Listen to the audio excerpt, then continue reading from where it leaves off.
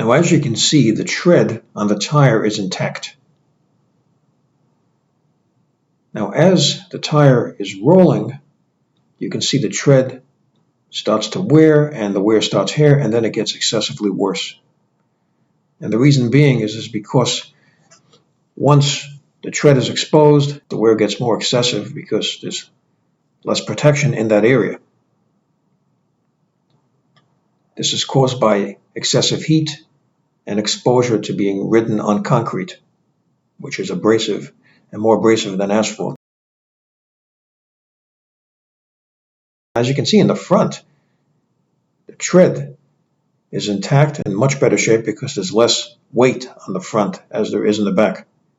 Now, as you can see right here, this is the road that this bike was ridden on.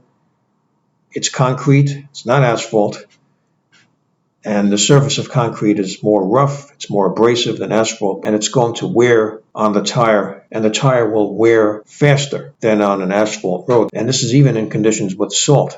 This particular tire and similar tires have been used in a colder climate on asphalt roads, even with salt, and they lasted over a year. But several of these tires, in conditions being ridden on concrete roads with excessive heat, were wearing out, only being used for a few months. So this is what causes the excessive wear on the bike tire. So I hope you found this video useful. Please like, share, and subscribe, and thank you for tuning in.